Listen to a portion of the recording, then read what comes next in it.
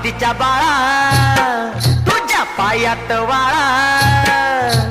पार्वतीच्या बाळा तुझ्या पायात वाळा, पुष्पहारांच्या घातल्यात माळा, ताशाचा आवाज,